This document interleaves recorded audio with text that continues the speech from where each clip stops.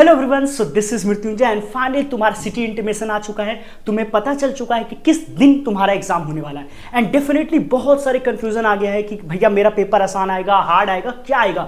जनवरी का अटेम्प्ट जिनका खराब गया है वो डेफिनेटली ज्यादा शौक में है। तो इस बार मैं पूरा प्रूफ के साथ तुम्हें बता दूंगा कि एनटीए किस दिन का पेपर। अब तुम बोल सकते हो भैया आपको कैसे पता, आप कौन सा भगवान हो जो आपको पता है। तो गाइस कुछ चीजें एक्सपीरियंस भी होती है। बीइंग अ स्टूडेंट तुमसे तो डेफिनेटली कुछ ज्यादा आइडिया है कि क्या हो सकता है। तुम्हें खुद प्रूफ भी कर दूंगा, बस अगले 5 मिनट तक वीडियो स्किप मत करना। एंड पेपर टफ आए चाहे इजी आए, डेफिनेटली जेईई मेन में उतना फर्क नहीं पड़ता है। It's all the game of psychology. अगर एक बार आप साइकोलॉजी समझ गए तो डेफिनेटली आपका पेपर काफी ज्यादा अच्छा आएगा। ठीक है, तो मैंने यहां पे एक चीज लिखा हुआ है 2, 3, 4, 7, 8। सबको पता है 5 दिन पेपर होने वाले हैं, लेकिन 9 स्लॉट्स में ही होने वाले। इससे पहले कि आप कैसे हवा में बातें करते हो तो मैं इधर हट जाता हूं और इधर एक चीट दिखा देता हूं तुम्हें कि मैंने पोलिंग किया है। और एक पोल में देख सकते हो 5000, 6000 है, दूसरे पोल में भी 5000 है। लगभग 10,000 तक अभी तक सिर्फ इंस्टाग्राम पे डेटा आ चुका है। 1 से 2,000 बच्चों का मेरे पास डेटा यूट्यूब से है। तो बिल्कुल जो बोल रहा हूं डॉट बोल रहा हूं। ठीक है, तो एक बार ध्यान कर, ट्रस्ट करो, बाकी तुम्हारा है। अगर तुम्हें लगता है कि नहीं हवाबाजी हो रही है तो वीडियो को अभी स्किप करके चले जाओ। लेकिन अगर तुम्हें लग रहा है कि हाँ सर पिछली बार भी जो बताए थे वही आया था, काम की वीडियो है, तो सुन लो। बिकॉज 2 तारीख से लेकर के 8 तारीख किसी भी दिन तुम्हारा एग्जाम है, ये वीडियो तुम्हारे लिए बहुत काम की होने वाली है। ठीक है, तो देखो 2 तारीख का जो पेपर होता है, मैं दावे के साथ बोल सकता हूं पेपर आसान आता है। तो आपने यहाँ पे क्रॉस क्यों लगाया? मैंने यहाँ पे क्रॉस सिर्फ इसलिए लगाया क्योंकि 2 तारीख को जो पहली बार पेपर होगा ना, तो बच्चों की साइकोलॉजी बहुत ज्यादा मेंटल प्रेशर रहता है, जिसके चलते पेपर तो आसान रहता है लेकिन वो डेंजर जोन में चले जाते हैं। Because you can not perform well. तो टॉपर्स तो परफॉर्म कर लेते हैं लेकिन आप परफॉर्म नहीं कर पाते हो। तो एक एवरेज बच्चे के लिए 2 तारीख का पेपर हमेशा हार्ड होता है, सुबह वाला। ठीक है, not on the basis of the toughness of the paper, on the basis of the psychology of the people that you are going to deal with. But again यहाँ पे मॉर्निंग इवनिंग होगा, evening normal रहेगा। 3 तारीख की बात करें, बिल्कुल safe zone है। मुझे नहीं लगता है एनटीएस में कोई खेल करेगा। 3 तारीख मुझे लगता है बिल्कुल सेफ है। ठीक है, तो इसमें मुझे बोलने की जरूरत नहीं है। 4 तारीख डेफिनेटली पता होगा तुम्हें 24 का शिफ्ट 2 कितना बड़ा गेम हो गया था, तो इसलिए मैंने 4 तारीख पे फिर से डेंजर लगाया है। 4 तारीख सिर्फ इसलिए डेंजर हो सकता है, लेकिन यहाँ पे भी 2 स्लॉट होंगे, तो एक स्लॉट ईजी और एक स्लॉट थोड़ा सा कुछ हो सकता है। ठीक है, तो 4 वाले थोड़ा सा संभल के रहे। मैं बताऊंगा आपको क्या करना है। 7 तारीख बिल्कुल डेंजर जोन है, एकदम गारंटी लिखवा लो डेंजर जोन है। वाई? बिकॉज यहां पे देखो 4, 5, 6 गैप है। अगर मैं खुद पेपर सेटर रहूंगा और मुझे अगर इनमें से कोई भी पेपर को टफ बनाना होगा तो मैं 7 को बनाऊंगा। क्यों? क्योंकि 7 को मुझे पता है कि 4, 5 और 6 को गैप है, तो बच्चा डेफिनेटली उसके पास टाइम है, उसको ज्यादा मिला है टाइम करने का। And also 7 is a very good number. तो थोड़ा सा यहाँ पे चुल बची रहती है। आजकल सोशल मीडिया का जमाना है, तो थोड़ा बहुत उसको मचाने के लिए भी लोग करते हैं। You know why? Because Thala for a reason. And again 8 तारीख लास्ट दिन है, मतलब आई डोंट थिंक अंत भला तो सब भला। तो 8 तारीख का पेपर जो होता है वो नॉर्मली आसानी होता है। ठीक है, तो अब हमें अगर मान लो अगर आपका सेफ जोन है तब तो आपको कुछ भी करने की जरूरत नहीं है। आपको जो मैंने चीट शीट दे रखी है, केमिस्ट्री का ऑलरेडी आउट हो चुका है, फिजिक्स का परसों तक मैं डाल दूंगा, मैथ्स का भी डाल दूंगा। चीट शीट को फॉलो करो and you are good to go. लेकिन अगर मान लो कोई डेंजर जोन में है तो उसको क्या करना चाहिए? तो देखो अगर डेंजर जोन में जाते हो तो डेंजर जोन में भी आपका कोई प्रॉब्लम नहीं है। अगर पेपर टफ आएगा तो वो सबके लिए टफ आएगा, अगर पेपर आसान आया तो वो सबके लिए आसान आएगा। तो ज्यादा डरने की जरूरत नहीं है, सिर्फ आपको थोड़ा सा मेंटली प्रिपेयर रहना है। अगर आप साथ में फॉलो कर रहे हो तो आपको माइंड से प्रिपेयर रहना है कि हो सकता है कि कुछ हो जाए।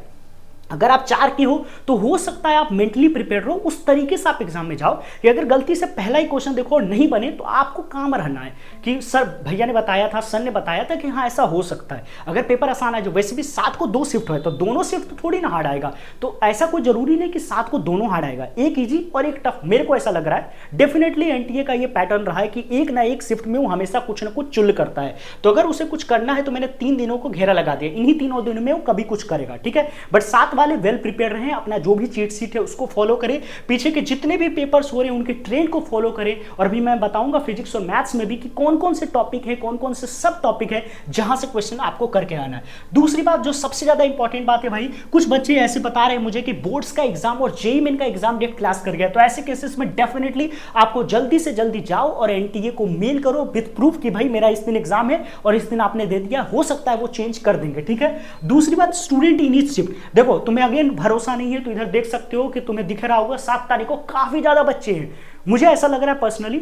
और 8 तारीख को कम है डेफिनेटली, बिकॉज वहाँ पे थोड़े बहुत मतलब एक ही शिफ्ट में पेपर हो रहा है, बट अभी कुछ कंफर्म नहीं कर सकते हैं, बिकॉज ऐसा तो है नहीं कि मेरे पास 15 लाख बच्चों का डेटा है तो मैं कंफर्म नहीं कर सकता। बट जितना डेटा आया उसके अनुसार मुझे अगेन लग रहा है कि 7 April is in a danger zone, because आप डेटा देख सकते हो, ठीक है। बट अगेन डेटा बच्चे से ज़्यादा मैटर ये करता है कि आपके शिफ्ट में टॉपर बैठ नहीं जाने। अब यहाँ पे एक बहुत बड़ा प्रॉब्लम है, बिकॉज सीबीएसई और एनटीए ऑलमोस्ट सेम पैटर्न में चलते हैं, तो क्या मतलब पता हो उनके पास ऐसा डेटा हो कि जिनका बोर्ड का एग्जाम के चक्कर में वो कहीं पे सारे टॉपर्स को बैठा दें। ऐसा हो सकता है, लास्ट टाइम भी अप्रैल अटेम्प्ट में हुआ था। बट अगेन आप साइकोलॉजिकली फील रहे हैं, मैं अभी 2 मिनट बाद मोटिवेट भी आप कर दूंगा, बट अगेन मुझे थोड़ा सा फैक्ट बताने दो, ठीक है।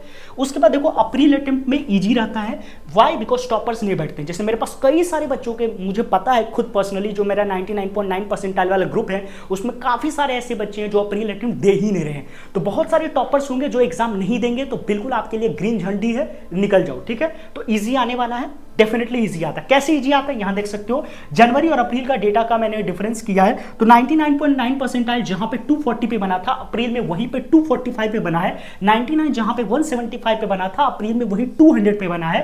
95 जहां 120 पे बना था, वही 135। मतलब अगर सेम परसेंटाइल लानी है तो अप्रैल अटेम्प्ट में आपको ज्यादा नंबर लाने पड़ते हैं। क्यों? क्योंकि पेपर थोड़ा आसान रहता है, ठीक है। मैथ्स के लिए पहले से माइंड में प्रिपेयर हो कि मैथ टफ आने वाला है, तो मैथ को थोड़ा सा भी साइड में कर दो। जो मैं चीट शीट दूंगा मैथ्स का, बस उसको करके चले जाना, मोर देन इनफ होगा। बट फिजिक्स और केमिस्ट्री आसान आएगा, ये तो इजी ही आएगा।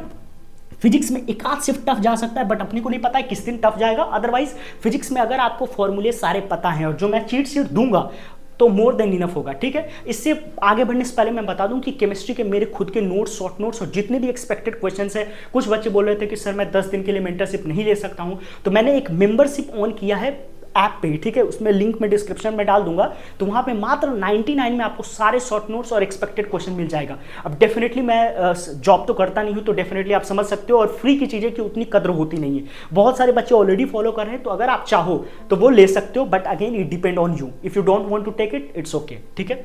अगेन यहाँ पे कुछ पेपर्स में पैटर्न्स प्रेडिक्शन किया गया है, जैसे असर्शन रीजनिंग के क्वेश्चन आजकल बहुत ज्यादा पूछे गए। जब मैं अपने टाइम पे जेईई मेन देता था तो वो नीट में सिर्फ क्वेश्चन आते थे, लेकिन आजकल जेईई मेन में बहुत ज्यादा क्वेश्चन आते हैं। मैच द कॉलम, बड़ा सा क्वेश्चन बनाने की कोशिश की जा सकती है, खास करके फिजिक्स में और केमिस्ट्री में। मैथ्स में तो जनरली नहीं देखा जाता है। इंटीजर टाइप, अगेन तुम जानते हो कि ऑप्शनल क्वेश्चन नहीं होते हैं। इंटीजर टाइप में 2-3 डेसिमल तक निकलवा सकते हैं, मतलब चांसेस हैं। खास करके केमिस्ट्री में इंटीजर टाइप थोड़ा खतरनाक हो जाता है। और फिजिक्स में देखो कई बार, जैसे जनवरी अटेम्प्ट में कुछ चैप्टर्स थे जो आउट ऑफ सिलेबस चल गए, तो उसके बारे में ज्यादा मत सोचो। और एनटीए बोनस वगैरह भी नहीं देता है, तो मैं अगेन तुम्हें डरा नहीं रहा हूं, बट अपने माइंड से बस ये कर लो कि जितनी भी फॉर्मूले अगर आप सब कुछ करके चल जाते हो, और जो चीट शीट हम आपको बताएंगे अगर आप वो कर लोगे तो आपको कोई नहीं रोकेगा। चीट शीट को बनने में थोड़ा टाइम लग रहा है, बिकॉज मैं बिना रिसर्च के नहीं आता हूं, ठीक है। तो आई होप तुम्हारा टाइम ज्यादा लेना नहीं चाहिए, बिकॉज अभी ऑलरेडी तुम पढ़ाई वाले मूड में होगे। लास्ट में मैं बस यही बोलूंगा यार कि देखो, मैं कोई भगवान नहीं हूं जो मैं प्रेडिक्ट कर दूं वही हो जाएगा, लेकिन हाँ विद अ प्रॉपर रिसर्च थोड़ी बहुत मुझे कैलकुलेशंस करनी पड़ी। लास्ट ईयर के जो एनालिसिस थे उसको देखना पड़ा। अगेन बोल रहा हूं, 7 को एक पेपर इजी आएगा, एक पेपर मॉडरेट आ सकता है, ठीक है। ऐसा नहीं कि दोनों पेपर तो कभी टफ नहीं आने वाला है, ये कंफर्म हूं।